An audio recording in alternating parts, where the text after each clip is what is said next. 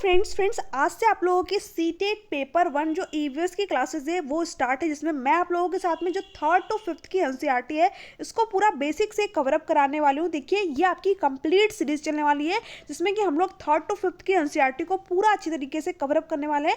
अगर आप इस सीरीज को फॉलो करते हैं तो आप यकीन मानिए जो आपके 15 नंबर कंटेंट के क्वेश्चन है इसमें आप 10 से 12 नंबर ईजिली स्कोर कर पाएंगे। इसके साथ साथ जो आपका ईवीएस पेडागोजी का सेक्शन है 15 नंबर का, उसको भी मैं यहाँ पर आपका अच्छी तरीके से कवर अप कराने वाली हूँ। देखिए जो आपका एग्जाम है, आप सभी को पता है 7 जुलाई को है आपका एग्जाम, है ना। तो उससे पहले आपका सिलेबस कंप्लीट हो जाएगा और यहाँ पर जो है आपको जो क्वेश्चन की प्रैक्टिस है वो भी मैं आप लोगों को जो है अच्छी तरीके से यहाँ पर कराने वाली हूँ। इसके साथ साथ आपका सीडीपी हो गया, साइंस हो गया, इनकी भी क्लासेस मैं आप लोगों की जल्दी स्टार्ट करूँगी, है ना। तो चलिए देखते हैं आज की आपकी क्लास, ठीक है। तो देखिए अगर आप एनसीईआरटी का पहला चैप्टर देखेंगे 3rd to 5th की एनसीईआरटी में, तो उसमें जो दे रखा है आपका स्कूल जाना, ठीक है, गोइंग टू स्कूल यानी स्कूल जाने के तरीके। अब किस जगह पर जो है बच्चे किस तरीके से स्कूल जाना है, यही जो है हमें आज के इस टॉपिक में पढ़ना है ना। अब देखिए अगर हम बात करें असम की, तो जो असम के बच्चे हैं ना, जो असम के रहने वाले बच्चे हैं वो किस तरीके से स्कूल जाते हैं, बांस और रस्सी के पुल का उपयोग किया जाता है, ठीक है। क्योंकि जो असम है वहाँ पर क्या होती है, बारिश बहुत ज़्यादा होती है, तो जो वहाँ का एरिया होता है पूरा बाढ़ से भर जाता है ना। तो इसलिए जो बच्चे होते हैं वो बांस और रस्सी का जो है यूज़ करके स्कूल जाते हैं। अब देखिए बात हुई है अगर असम की, तो असम से रिलेटेड एक चीज़ और भी ध्यान रख लीजिएगा कि यहाँ पर जब बाढ़ की वजह से जो पानी है वो भर जाता है, तो जो यहाँ के घर होते हैं, है ना, वो भी क्या होते हैं 10 से 12 फुट की ऊंचाई पर बनाए जाते हैं, ठीक है। अब देखिए क्वेश्चन आपसे क्या पूछ देगा कि कहाँ ये घर जो है 3 से 3.5 मीटर की ऊंचाई पर बनाए जाते हैं, ठीक है। एक ही क्वेश्चन को घुमा के पूछ देगा। तो अगर आपसे मीटर में पूछे तो 3 से 3.5 मीटर की ऊंचाई पर, अगर फुट में पूछे तो 10 से 12 फुट की ऊंचाई पर जो है असम के घर जो है यहाँ पर बनाए जाते हैं, है ना। असम में देखिए एक आपका फेस्टिवल मनाया जाता है, बिहू फेस्टिवल। कभी कभी आपसे पूछ देता है कि बिहू फेस्टिवल जो है आपका कहाँ पर मनाया जाता है, तो असम में ही मनाया जाता है ना। तो आपको यहाँ से 2 से 3 पॉइंट जो है जो कि आपके एग्जाम में क्वेश्चन बनते हैं मैंने आपको यहाँ पर क्लियर किए हैं, ठीक है। जो आपके बांस और रस्सी के पुल का उपयोग है वो कहाँ पर किया जाता है फ्रेंड्स, असम में, ठीक है। अब नेक्स्ट पॉइंट है आपका, देखिए सीमेंट का पुल, ठीक है। सीमेंट का पुल जहाँ पे कि जनरली हम लोग रहते हैं, जैसे कि मैं तो प्लेन एरिया में ही रहती हूँ, ठीक है। तो सीमेंट का पुल का यूज़ जो है कहाँ पर किया जाता है, सामान्य क्षेत्र, समतल, जो पानी के ऊपर भी आप लोगों ने पुल देखा होगा, ठीक है। तो ये कहाँ पर होता है, सीमेंट का पुल का यूज सामान्य क्षेत्र में, ठीक है, जो कि आपको पानी के ऊपर भी देखने को मिल जाएंगे। अब नेक्स्ट है आपका यहाँ पर वल्लम, ठीक है। वल्लम का यूज क्या यहाँ पर क्या होता है, वल्लम बेसिकली आपकी होती क्या है, सबसे पहले तो यही क्वेश्चन बनता है कि वल्लम क्या है। तो वल्लम जो है लकड़ी की एक छोटी नाव होती है जो कि आपका केरल में मिलती है ना। यहाँ के जो बच्चे होते हैं वो वल्लम का यूज करते हैं स्कूल जाने के लिए, ठीक है।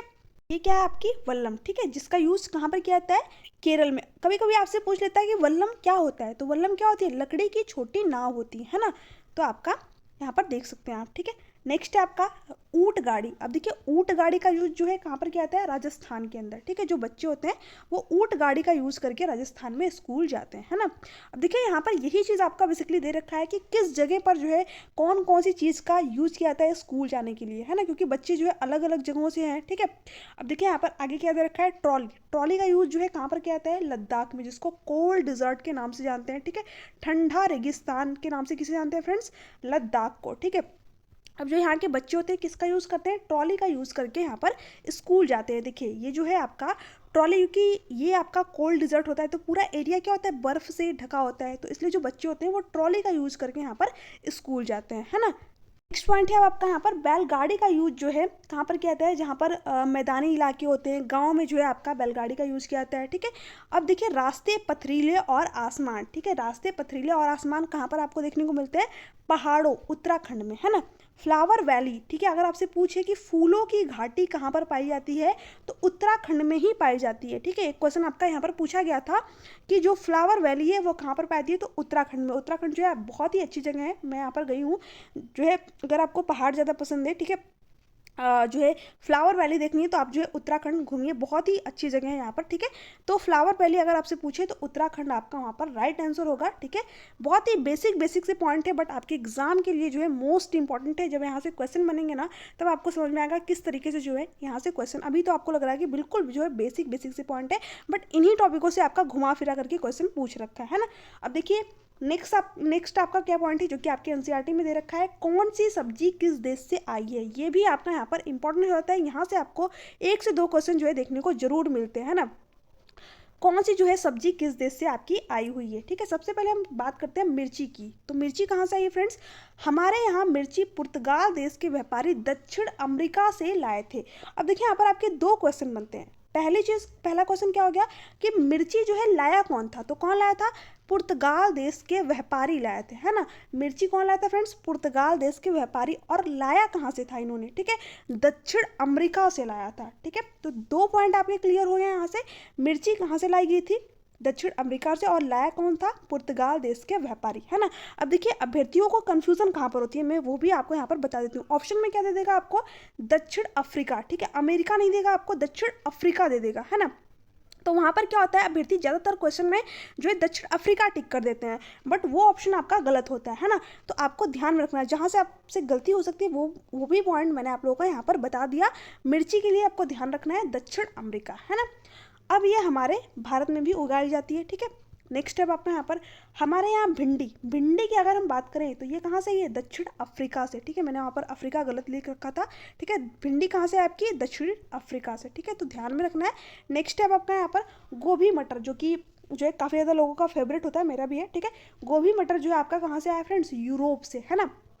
तो आपको ध्यान में रखना है गोभी मटर यूरोप, मिर्ची जो है आपकी दक्षिण अमेरिका से, भिंडी जो है दक्षिण अफ्रीका से। ठीक है, चाय कहाँ से आई है? असम से। असम में जो है चाय आपकी बहुत ज़्यादा होती है, तो चाय बेसिकली वहीं से आई हुई है। ठीक है, चाय कहाँ से आई है? असम से। सोयाबीन की बात करें तो सोयाबीन कहाँ से आया है? चीन से, है ना।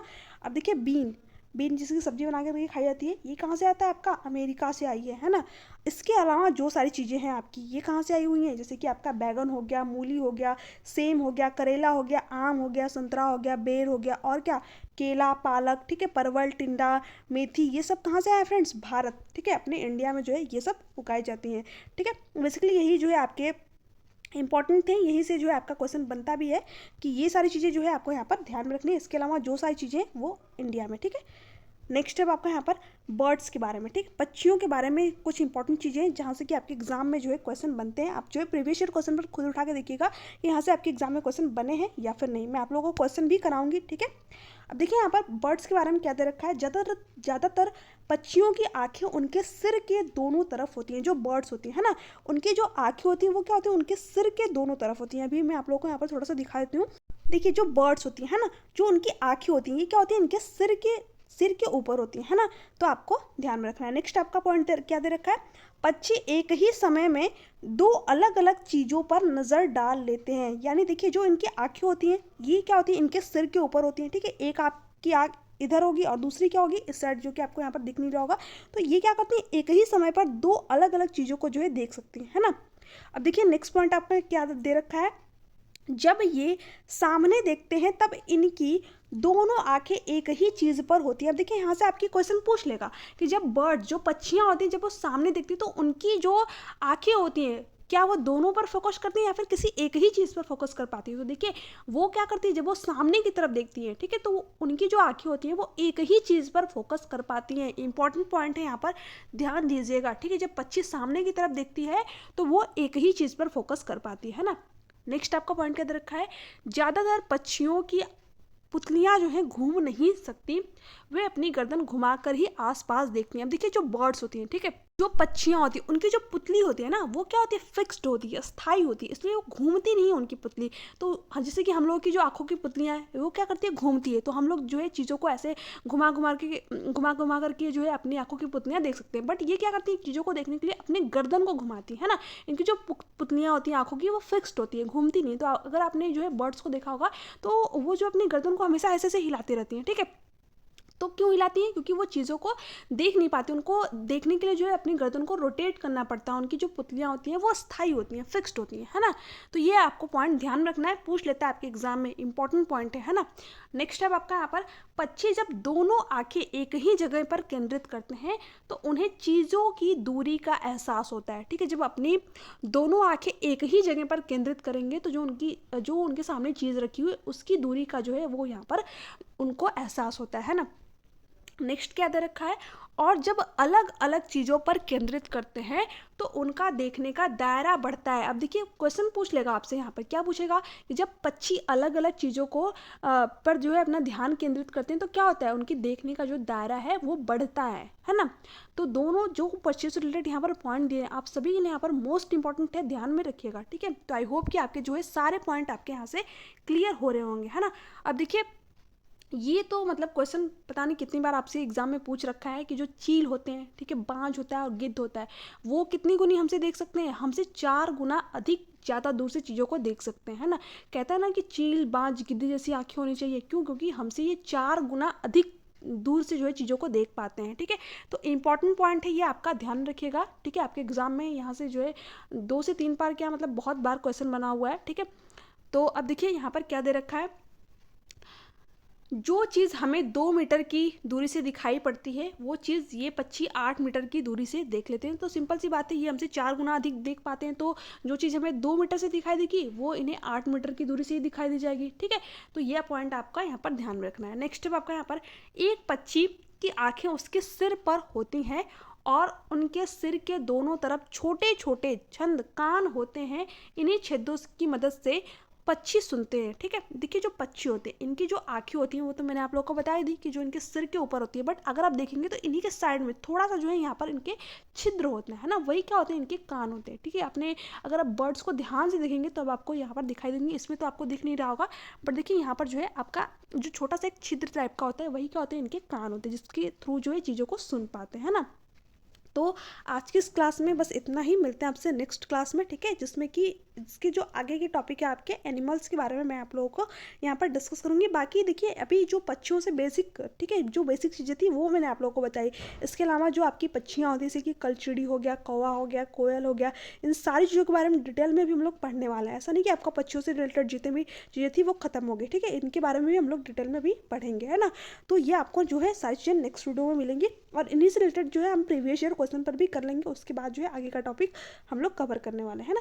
आज की क्लास आप लोगों को कैसी लगी नीचे कमेंट सेक्शन में कमेंट करके जरूर बताइएगा। वीडियो अच्छी लगी तो चैनल को सब्सक्राइब कर लीजिएगा, बेल आइकन को प्रेस कर दीजिएगा।